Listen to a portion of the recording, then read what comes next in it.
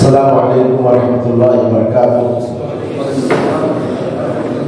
الحمد للہ الذی لم يتخذ ولدا ولم يكن له شريك في الملك ولم يكن له ولي من الذل وكبره تكبيرا، واشهد ان لا اله الا الله وحده لا شريك له واشهد ان محمدا عبده ورسوله صلی اللہ علیہ وعلى آلہ وصحبہ وسلم تسلیما کثیرا، اما بعد۔ سب سے پہلے میں اس دورہ کے شروع کرنے پر مرکزی جامع مسجد اہل حدیث اسلام پیٹ کے ذمہ داروں کو مبارکبادی دیتا ہوں کہ انہوں نے آج سے ایک اچھے سلسلے کا آغاز کیا ہے۔ اس پر یقیناً ہم سبوں کی جانب سے مبارکبادی کے مستحق ہیں اور دعا کے مستحق ہیں۔ صرف یہی بات نہیں بلکہ میں کئی سالوں سے دیکھ رہا ہوں کہ یہاں کے ذمہ داران اس کوشش میں ہیں کہ مسجد کا جو حقیقی کردار ہو اس کو ادا کیا جائے۔ یہ مسجدیں صرف 5 وقت کی نمازوں کے لیے نہ ہو بلکہ نمازوں کے ساتھ معاشرے کی اصلاح کے لیے جو بھی کوشش ہونی چاہیے ان کا آغاز مسجد سے ہی ہو۔ اس کے لیے بہت پہلے سے وہ ایک مدنی عالم کے تلاش میں تھے جس کا بارہا سے تذکرہ بھی کیا تھا۔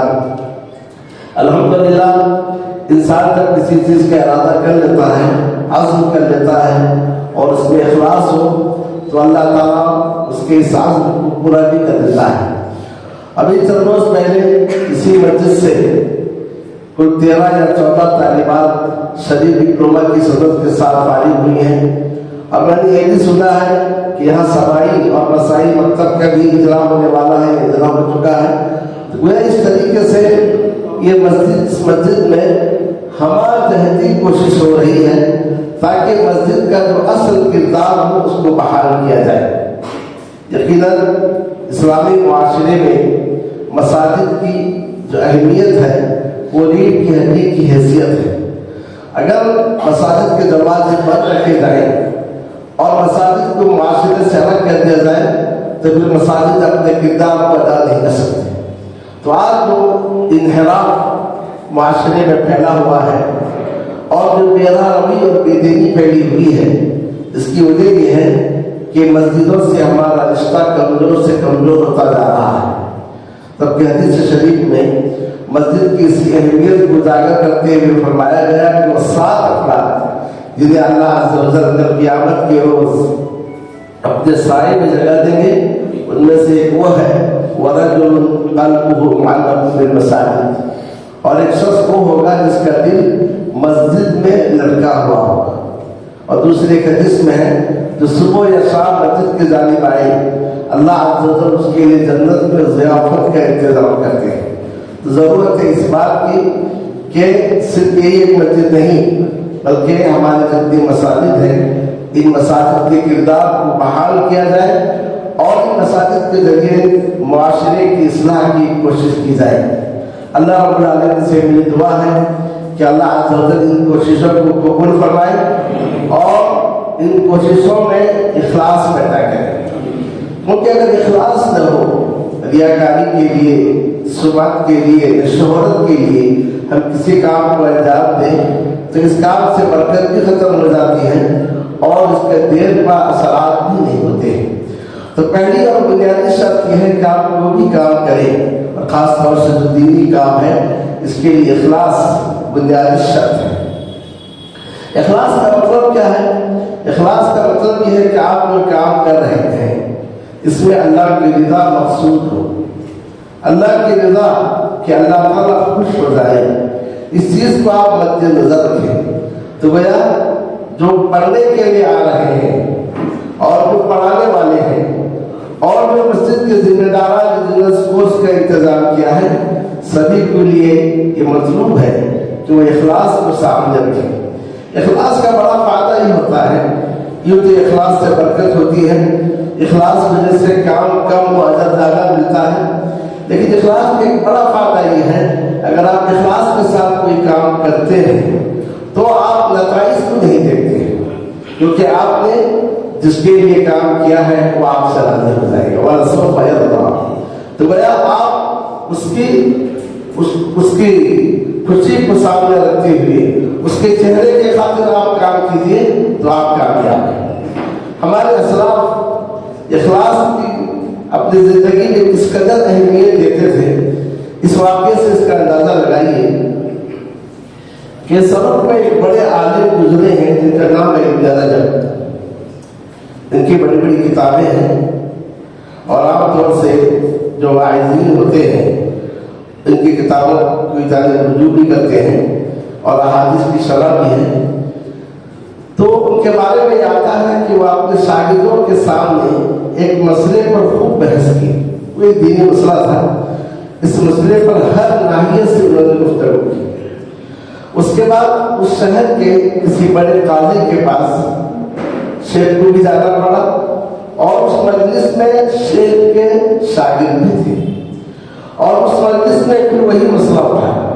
بہت سارے گزار بیٹھے ہوئے تھے، بڑے قاضی کی مجلس تھی، ہر قاضی اپنے طرف سے اس مسئلے میں گفتگو کر رہا تھا اور اس طریقے سے جو کچھ علم اس کے پاس تھا اس کو بیان کر رہا تھا، مگر شیخ خاموش رہے۔ شیخ کے شاگردوں کی بڑی خواہش تھی کہ یہ لوگ جو بیان کر رہے ہیں، ہمارے شیخ نے جو کچھ بیان کیا ہے اس کے عشر عشیر تک نہیں پہنچ سکے۔ آج اگر ہمارے شیخ گفتگو کریں گے سب پر بھاری ہو جائیں گے، ہمارا سر اونچا ہوگا، ہمارا سینہ کھل جائے گا کہ ہمارے شیخ سب پر بھاری ہے، مگر شیخ خاموش رہے۔ شاگرد بھی مایوس ہو گئے، مجلس برخاست ہو گئی۔ ان شاگردوں میں سے ایک شیخ کے پاس گیا اپنے چند ساتھیوں کے ساتھ، کہا جس مسئلے پر قاضی کے مجلس میں گفتگو ہو رہی تھی، اس مسئلے پر آپ نے ہم سے بھی گفتگو کی تھی، بڑی سیر حاصل بحث کی تھی، اور قاضی کی اس مجلس میں دیگر قاضیوں نے جو بات کی ہے وہ آپ نے جو کچھ کہا ہے اس کے عشر عشیر تک پہنچ نہیں سکے۔ کاش آپ اس مجلس میں گفتگو کیے ہوتے اور کچھ کہے ہوتے تو ہمارا جو ہے سر فخر سے اونچا ہو جاتا کہ ہم فلاں شیخ کے پاس علم حاصل کر رہے ہیں۔ شیخ نے بڑی مزے کی بات کہی، اسی کی جانب میں اشارہ کرتا ہوں۔ شیخ نے کہا جلوسی معکم للہ، کہ میں جو تمہارے ساتھ بیٹھتا ہوں، تمہیں جو پڑھاتا ہوں، تم جو میرے پاس پڑھتے ہو، للہ، اللہ کی خاطر، اللہ کی رضا کی خاطر۔ اور یہ جو مجلس وہاں قائم ہوئی تھی جہاں لوگ بڑھ چڑھ کے حصہ لیے تھے، وہی دنیا، یہاں پر لوگ دنیا کو چاہ رہے تھے، ناموری چاہ رہے تھے، شہرت چاہ رہے تھے، اور قاضی کے پاس اپنا ایک مرتبہ مقام حاصل کرنا چاہ رہے تھے، اس لیے میں وہاں خاموش رہا۔ تو لہٰذا کہنے کا مقصد یہ ہے اخلاص بہت زیادہ ضروری ہے۔ اخلاص سے بڑی بڑی مشکلات آسان ہو جاتی ہیں اور اخلاص کی اپنی ایک برکت ہوتی ہے۔ اندازہ لگائیے کہ جو کتاب آپ پڑھنے جا رہے ہیں، اس کتاب کے مؤلف 1206 ہجری میں وفات پائے، 1115 میں ولادت ہوئی، 1206 ہجری میں وفات پائے، اور اس وقت ہم 1443 میں ہیں، تقریباً 250 سال گزر چکے، پھر بھی اس کتاب کی اہمیت ہے، اس کا اپنا ایک مقام ہے، اور آپ وجےواڑہ جیسے دور دراز علاقے میں رہ کر اس کتاب کی اہمیت کو سمجھ رہے ہیں، اس کے لیے دورہ قائم کر رہے ہیں۔ اخلاص پر کوئی کام ہو تو وہ چیز باقی رہتی ہے اور اس طریقے سے نسل در نسل اس سے فائدہ اٹھایا جاتا ہے۔ تو اس ایک مثال کو سامنے رکھ کر اگر ہم غور کریں تو پھر ہم سبوں کو دعا کرنی چاہیے کہ اللہ عز و جل ہم جو اس کورس میں شریک ہو رہے ہیں اور وہ ذمہ دار جو اس کورس کو قائم کیے ہیں، سب اللہ سے یہ دعا کریں کہ اللہ تعالیٰ ہمارے اندر اخلاص پیدا کرے، ناموری کے لیے نہیں، شہرت کے لیے نہیں، سمعت کے لیے نہیں، کہ میرے صدارت کے دور میں یا کہ میرے سیکرٹری بننے کے دور میں ہم نے بڑا کارنامہ انجام دیا، نہیں، بلکہ اللہ کی خاطر، اللہ کی رضا اور اس کے خوشنودی کی خاطر جمع ہو۔ انشاءاللہ اللہ عز و جل سے جو ہے برکتیں عطا کرے گا، اور معاشرے اور افراد کی اس سے انشاءاللہ اصلاح ہوگی، اور اس طریقے سے معاشرے میں جو بگاڑ اور انحراف پیدا ہوا ہے وہ انشاءاللہ ختم ہوگا۔ اب میں اپنے موضوع پر آنا چاہتا ہوں، وہ یہ ہے کہ کسی بھی کتاب کی اہمیت کئی چیزوں سے لگائی جاتی ہے۔ یہ کتاب اہم ہے یا نہیں، کبھی یہ دیکھا جاتا ہے کہ اس کا مؤلف کون ہے، کبھی یہ دیکھا جاتا ہے کہ اس کا موضوع کیا ہے، عنوان کیا ہے، کبھی یہ دیکھا جاتا ہے کہ اس کا اسلوب کیا ہے، پیش کرنے کا طریقہ کیا ہے۔ تو وہ کتاب کی اہمیت کو ہم کئی ناحیوں سے دیکھتے ہیں۔ اگر ہم اس کتاب کی اہمیت کو جاننا چاہیں، کیونکہ جب انسان کسی چیز کی اہمیت کو جانتا ہے پھر اس کو حاصل کرنے کے لیے کوشش کرتا ہے، اور اگر قیمتی سے قیمتی چیز آپ کے پاس ہو اور آپ اس کی اہمیت نہ ہو تو آپ اس کی طرف توجہ نہیں دیں گے۔ اس لیے ضرورت ہے اس بات کی کہ کتاب کی اہمیت کو ہم جاننے کی کوشش کریں۔ بحیثیت مؤلف جب ہم اس کتاب کی جانب دیکھتے ہیں تو اس کے جو مؤلف ہیں امام الطحاوی، اور اپنے دور کے مجدد اسلام شیخ الاسلام محمد بن عبد الوہاب بن سلیمان التمیمی، ان کا نام یاد رکھیں۔ نام کیا ہے؟ والد کا نام،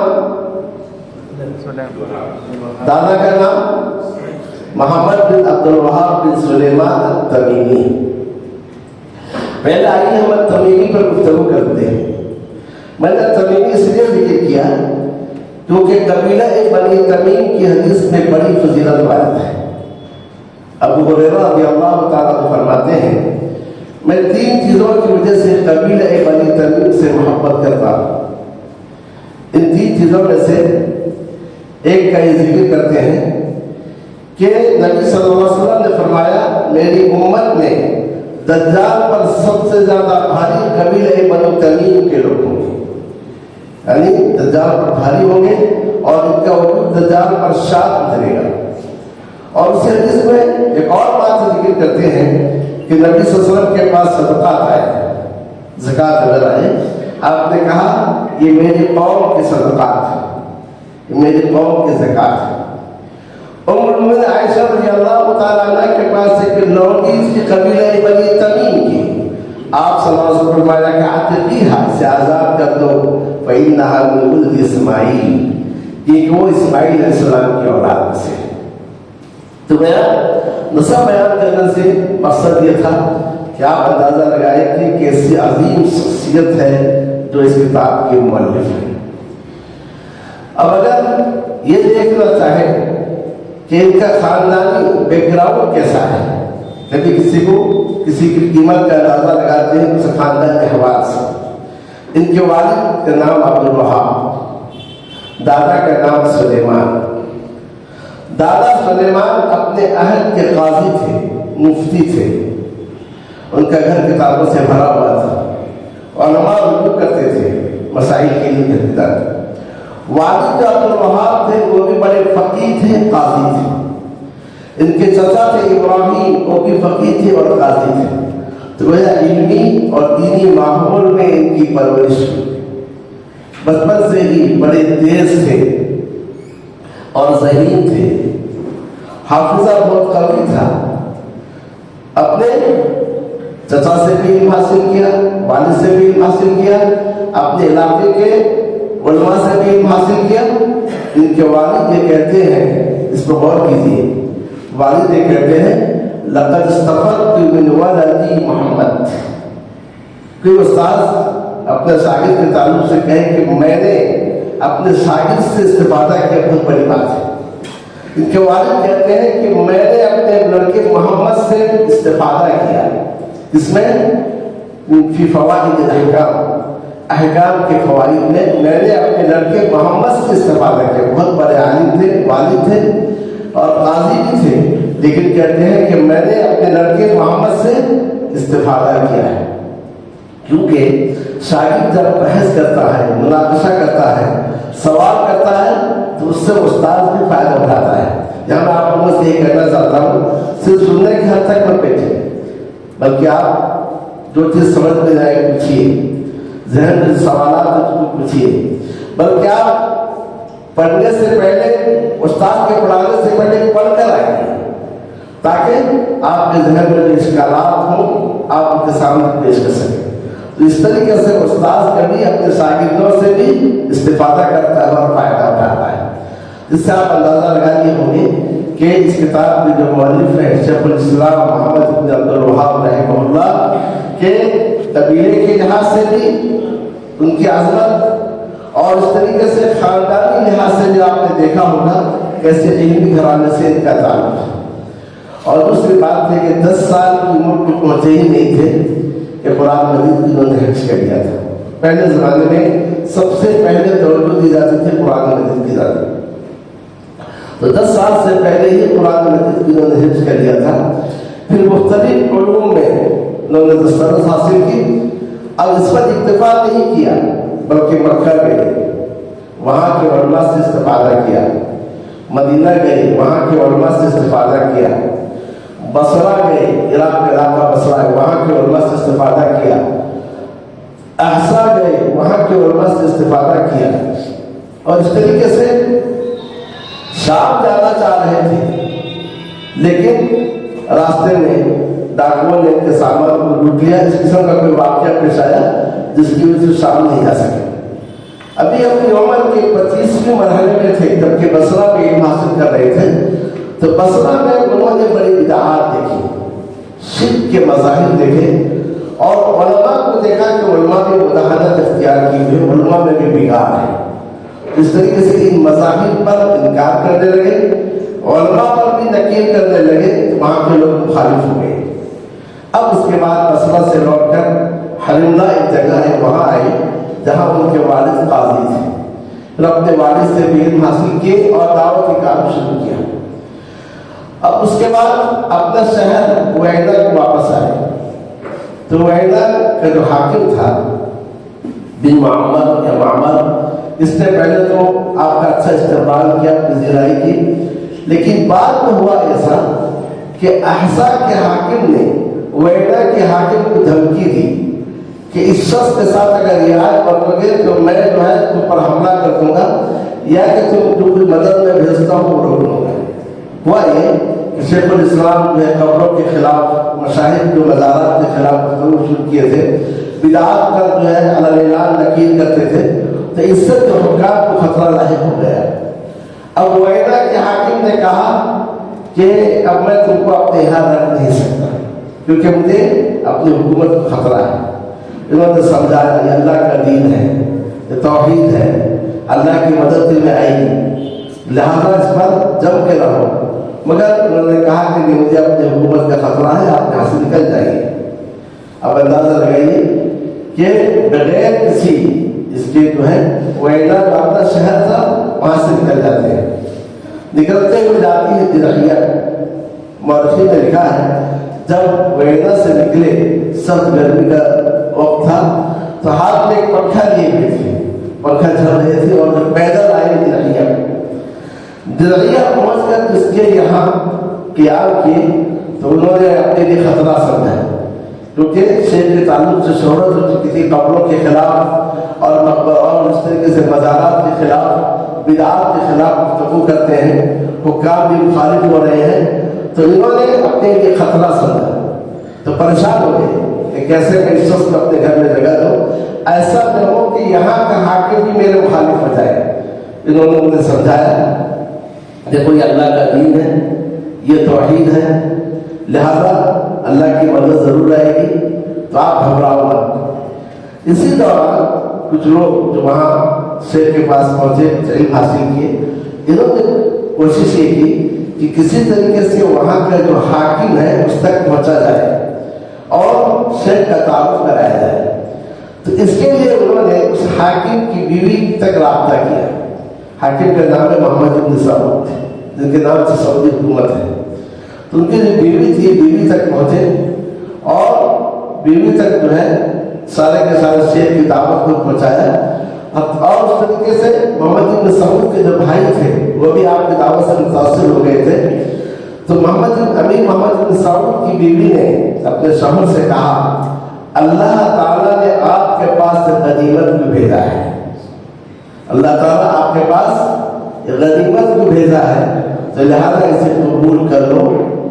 تو اس کے بعد بیوی کے سمجھانے پر یہ بھی اس کے قائل ہوئے اور اپنے پاس بلانا چاہا، مگر کچھ لوگوں نے کہا کہ آپ بلائیے مت، آپ خود جائیے، جب آپ علم کے پاس خود جائیں گے تو اس سے علم کا وقار بڑھے گا، علم کا مرتبہ بڑھے گا۔ اب محمد بن سعود وہاں پہنچتے اور کہہ رہے جہاں شیخ تھے اور لوگوں کو درس دے رہے تھے، تو آپس میں گفتگو ہوئی، شیخ نے اپنی دعوت پیش کی اور انہیں یہ دعوت بہت پسند آئی، مگر محمد بن سعود نے اپنے دو خدشات کا اظہار کیا۔ پہلا خدشہ اظہار کیا کہ ایسا نہ ہو آپ کو شہرت مل جائے اور آپ کے بہت سارے شاگرد ہو جائے، پھر آپ کی رویہ کو چھوڑ دیں۔ کہا نہیں، الدم، کہا الدم الدم، آپ کا خون میرا خون، آپ کا نقصان میرا نقصان، میں آپ کے ساتھ رہوں گا۔ کا دوسرا خدشہ یہ ہے کہ آپ آگے مجھے منع نہ کر دیں، میں جو لوگوں پر تیز سے لگاتا ہوں اس پر آپ پابندی نہ لگائیں۔ کہا نہیں، یہ تو حرام ہے، لیکن آپ توحید پر عمل کیجیے، توحید کو قائم کیجیے، اللہ کے دین کو قائم کیجیے، اللہ کی مدد آئے گی اور اس طریقے سے مال کی فراوانی ہوگی۔ اس طریقے سے دونوں کے درمیان ایک معاہدہ ہوا۔ اب شیخ درعیہ میں رہیں گے۔ اب درعیہ میں رہنے کے بعد مختلف قسم کے دروس کا سلسلہ جاری رہا، تفسیر، اصول تفسیر، حدیث، اصول حدیث، فقہ، اصول فقہ، سیرت اور اس طریقے سے عقیدہ، توحید، مختلف قسم کے دروس کا سلسلہ رہا۔ اطراف و اکناف سے علم کے پیاسے تھے، درعیہ آتے تھے، اور گیا درعیہ چھوٹا سا قریہ تھا، علم کا شہر بن گیا۔ طلبا کی یہاں رہتے تھے اور مختلف اوقات میں شیخ سے علم حاصل کرتے تھے، پھر اپنے علاقے کو جاتے تھے۔ پھر اس کے بعد امر بالمعروف و نہی عن المنکر کا سلسلہ جاری ہوا اور اس طریقے سے کام ہوا۔ تو گویا اس سے آپ اندازہ لگائیے کہ کس انداز سے کام پھیلا۔ تو آج اسی توحید کی برکت ہے کہ ہم دیکھتے ہیں کہ سعودی حکومت کس انداز سے توحید پہ کام کر رہی ہے اور اس کا فیض دنیا کی کونے کونے تک پہنچا ہوا ہے۔ تو میں آپ نے غور کیا ہوگا کہ معاشرے کی اصلاح میں ایک عورت کا کتنا کردار ہے۔ ایک جو امیر محمد بن سعود کی بیوی تھی، انہوں نے کتنا عظیم کردار ادا کیا ہے۔ تو اس طریقے سے یہ مختصر سے احوال شیخ کے احوال ہے۔ اسی میں جو ہے شیخ رحمہ اللہ نے اس دوران بہت ساری کتابیں لکھی۔ ان کتابوں میں ایک کتاب وہی ہے جس کا نام ہے اصول ثلاثہ، یا ایک دوسرا نام ہے ثلاثۃ الاصول۔ بعض اہل علم نے لکھا کہ اصول ثلاثہ ایک الگ کتاب ہے جو اس سے مختصر ہے، اور یہ جو کتاب پڑھائی جا رہی ہے اس کا نام حقیقت میں ثلاثۃ الاصول ہے۔ بڑا اصول ثلاثہ ہو یا ثلاثۃ الاصول ہو، اس قسم کے بہت سارے رسالے شیخ نے لکھے۔ شیخ نے جو رسالے لکھے ان میں دو باتیں مد نظر رہی۔ پہلی چیز اخلاص، جو بھی لکھتے تھے اخلاص کے ساتھ۔ دوسری چیز یہ اس لیے لکھتے تھے کیا اس کی ضرورت ہے یا نہیں، ضرورت کو محسوس کرتے تھے، اس لیے ضرورت ہے، اس لیے آپ کے چھوٹے چھوٹے رسالے ہیں تو شیخ نے لکھا، اور آج وہ سارے کے سارے رسالے مدارس اور معاہد میں پڑھائے جاتے ہیں۔ تو الغرض اس کتاب کی اہمیت کا اندازہ اس سے لگا سکتے ہیں کہ جس کتاب کو آپ پڑھنے جا رہے ہیں وہ امام الدعوہ ہے، شیخ الاسلام ہے، اپنے دور کے مجدد ہیں۔ تو اور بڑے اخلاص کے ساتھ اور ضرورت کو محسوس کرتے ہوئے لکھا ہے۔ تو اب اس چیز کو آپ سامنے رکھتے ہوئے اب آپ کو چاہیے اس کتاب کو پڑھنے کی کوشش کریں۔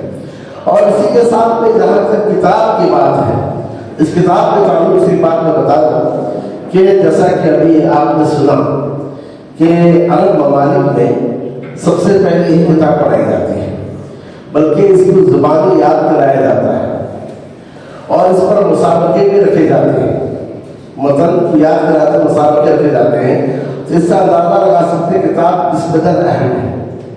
شیخ الاسلام کے ہوتے ہیں، ان کا نام عبدالرحمن بن حسن ہے، اور ایک عظیم کتاب فتح المجید جو کتاب توحید کی عظیم شرح ہے، تو اس کے مؤلف ہیں، وہ اس کتاب کے بارے میں کہتے ہیں فَمَا علی اختصارها لطالب الہدی. یہ کتاب بہت ہی مختصر ہے، یہ کتاب بہت ہی مختصر ہے لیکن طالب ہدایت کے لیے نفع بخش ہے. اس کا نفع بہت عظیم ہے. کتاب بہت ہی مختصر ہے لیکن جو ہدایت حاصل کرنا چاہے اس کتاب کے ذریعے سے، یہ کتاب اس کے لیے بڑی عظیم کتاب ہے، بہت زیادہ مفید ہے. اس کا اندازہ آپ کتاب پڑھنے کے بعد ہوگا. ابھی آپ اس عبارت کو سامنے رکھیں کہ فتح المجید کے مؤلف شیر کے پوتے تھے عبدالرحمن بن حسن نے کہا فما اعظم نفعها علی اختصارها لطالب الہدی. یہ کتاب مختصر ہونے کے باوجود طالب ہدایت کے لیے بڑی عظیم کتاب ہے، بہت ہی زیادہ نفع بخش کتاب ہے. اس کتاب میں آپ دیکھیں گے، صرف اشارہ کرتا ہوں، یہ کتاب کا نام اصول ثلاثہ، لیکن اس کتاب میں بہت سارے اصول آپ پائیں گے دین کے. پھر آپ اس کتاب میں آپ دیکھیں گے کہ یہ کتاب ایک مثبت انداز سے لکھی گئی ہے، لیکن آپ دیکھیں گے اس میں جو منہج ہے اسپرت ہے، اور اس طریقے سے جو گمراہ فرقے ہیں ان کے اوپر غلط ہے. تو آپ اس طریقے سے آپ دیکھیں گے مثبت انداز میں شیخ نے لکھا ہے، لیکن اس طریقے سے جو منہج گمراہ فرقے ہیں اور ان پر اس کتاب کے اندر آپ ردود ملتے ہوئے جائیں گے. جیسا کہ آپ دیکھتے ہیں کہ تقلید کا ابطال اس کتاب کے اندر ہے. شروع میں مؤلف نے کہا دین الاسلام بالادلہ، کہ دین اسلام کے معرفت دلائل کے ذریعے کی تقلید پر رد کیا. بہت سارے لوگ دعوت کے کام کے لیے نکلتے ہیں بغیر علم کے، شیخ نے اس پر بھی رد کیا، پہلے علم چاہیے پھر دعوت چاہیے. بہت سارے لوگ مقصد تخلیق کے بارے میں عجیب عجیب بات کرتے ہیں، کہتے ہیں کہ لولا لما خلقت الافلاک، یا کہ انسان کے نور سے اللہ نے کائنات کو پیدا کیا، اس مدد کی وما خلقت الجن والانس الا لیعبدون. اور اسی طریقے سے اس کتاب میں دیکھیں گے کہ اس عقیدے پر بھی رد ہے جو کہتے ہیں نبی صلی اللہ علیہ وسلم نور تھے. آپ کے حسب نسب بیان کر کے مؤلف بتلانا چاہتے ہیں کہ آپ آدم کی اولاد میں سے ہیں اور آدم مٹی سے تھے. اور ایسے ہی آپ دیکھیں گے بہت سارے لوگ نبی صلی اللہ علیہ وسلم کے لیے موت کا لفظ استعمال نہیں کرتے، کہتے پردہ فرما کے. مؤلف رحمہ اللہ کہتے ہیں کہ میت وعید وعید. میرے اس کتاب جب آپ پڑھیں گے تو بہت سارے جو غلط افکار ہیں اور جو مناہج ہیں اس سے آپ کی اصلاح ہو جائے گی. لیکن ایک بات میں آپ تمام کو بتانا چاہتا ہوں وہ یہ ہے کہ اس کتاب میں مسائل کے ساتھ دلائل ہیں. عام طور سے پڑھنے والے دلائل کو یاد نہیں کرتے تو کوئی فائدہ نہیں ہے. تو آپ کو چاہیے کہ مسائل کے ساتھ دلائل کو آپ یاد کریں. مثلا فلاں آیت ہے، سورت فلاں آیت ہے، تو مسائل کے ساتھ دلائل کو یاد کر لیں گے تو آپ کے ہاتھ میں ہتھیار ہوگا، آپ جو گمراہ فرقوں کا مقابلہ کر سکتے ہیں. اس سے پہلے آپ کی اپنی اصلاح ہو جائے گی. تو اس طریقے سے بہت سی زیادہ مبارکباد ہے اس مسجد کے ذمہ داران جنہوں نے اس کتاب کا انتخاب کیا، اور آپ لوگ بھی مبارکباد ہے کہ اس کتاب کو پڑھنے کے لیے آپ نے آمادگی کا اظہار کیا ایک ایسے دور میں جو مادیت کا دور ہے. تو پہلے اپنے اندر اخلاص پیدا کیجیے. اور دوسری بات یہ ہے کہ اس کتاب کو یاد کرنے کی کوشش کیجیے. مسئلہ ہے، اس مسئلہ کے لیے دلیل کیا ہے اور اس آیت میں کس لفظ سے مؤلف نے استعمال کیا ہے، اس کو آپ سامنے رکھتے ہوئے پڑھیے تو انشاءاللہ آپ کے لیے مفید ہوگا اور دوسروں کے لیے مفید بنے گا. اسی لیے شیخ ابن باز رحمہ اللہ اس رسالے کے بارے میں کہتے ہیں هذه رسالة مهمة في العقیدہ. یہ چھوٹا سا رسالہ ہے لیکن عقیدے کے باب میں انتہائی اہم باب ہے. اپنی بات ختم کرنے سے پہلے میں ایک بات بتانا چاہتا ہوں، وہ یہ ہے کہ پچھلے دور میں جبکہ انلین لیٹر کا تھا دور تھا، لوگ پوسٹ کارڈ وغیرہ استعمال کرتے تھے. عام طور پر آپ نے دیکھا ہوگا، بلکہ بعد اسٹیشن میں لکھا ہوا تھا کہ ہندوؤں کا رام، کرسچن کا یسوع، مسلمانوں کا اللہ ایک ہے. یعنی نام الگ الگ ہے لیکن سب ایک ہے. یا بڑے ہوئے وہ جگہ لکھا ہوا تھا دیواروں پہ، اور انگلینڈ لیٹر بھی میں نے دیکھا لکھا ہوا. تو آپ دیکھیے مولوی رحمہ اللہ جو اصول میں معرفت الرب، رب کی پہچان.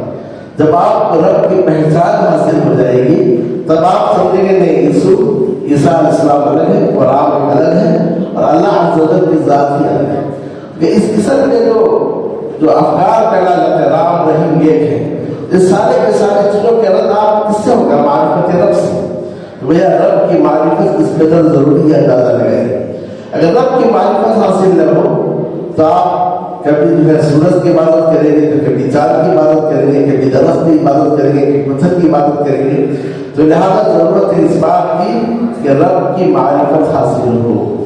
اسی لیے قیامت میں پوچھا جائے گا کہ تم کس کی عبادت کر رہے ہیں، ماذا کنتم تعبدون۔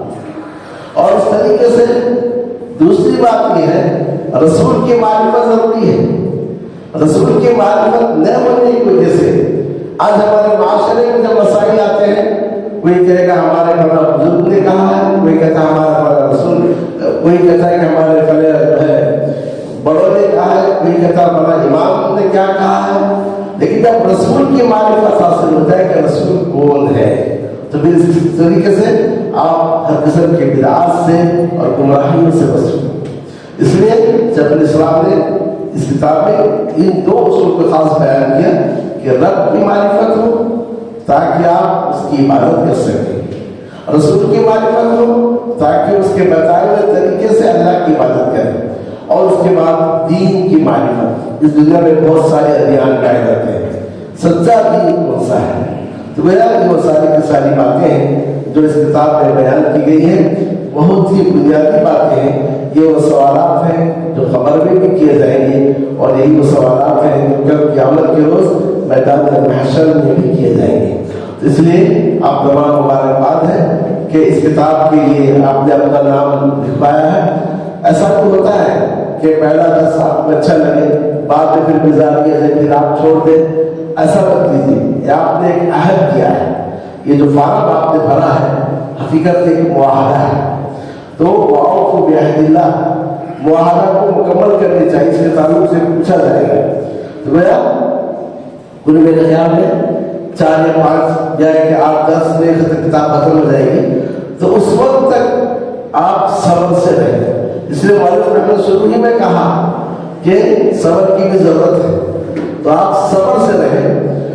بیچ میں بیزاری بھی آئے گی، یا کہ آپ سمجھیں گے ضرورت نہیں ہے، یا کہ آپ یہ سمجھیں گے کہ جو ہے کہ کوئی اور کام آ جائے گا، آپ اس سے اہم آپ سمجھیں گے۔ تو ایک بار اگر آپ نے چھوڑ دیا پھر آپ دوسرے بار بھی چھوڑ دیں گے۔ یہ ہم نے تجربہ کیا ہے، جب طالب علم ایک بار غیر حاضر ہو جاتا ہے پھر اس بار دوسرے بار غیر حاضر ہونا اس کے لیے آسان ہوتا ہے۔ صرف یہ نہیں کہ وہ غیر حاضر ہوتا ہے، بس اس کو دیکھ کر دوسرے طلبہ بھی غیر حاضر ہو جاتے ہیں، تو اس کا گناہ کس کے سر پہ ہے۔ اس لیے آپ نے معاہدہ کیا ہے تو اپنے عہد پر قائم رہیے۔ ابھی آپ جائزہ لیجیے کہ آپ کی معلومات کہاں تک ہیں، پھر پڑھنے کے بعد آپ دیکھیے کہ آپ کے معلومات میں کس قدر اضافہ ہوا ہے، تب آپ کے اندر ایک شوق پیدا ہوگا۔ اس کے بعد ایک اور کتاب پڑھنی چاہیے، پھر اس کے بعد کوئی اور کتاب پڑھنی چاہیے، تب آپ کو شوق اور جذبہ جو آپ کے اندر پیدا ہوگا۔ میں اس ضرورت میں اسی پر جو بات کو ختم کرتا ہوں، مختصر انداز میں کتاب میں نے ہلکا سا تعارف بھی پیش کیا۔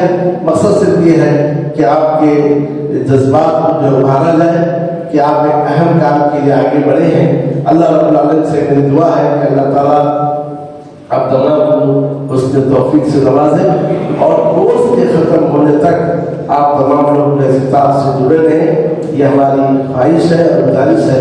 اللہ تعالیٰ سب کو اس کے توفیق سے نوازے۔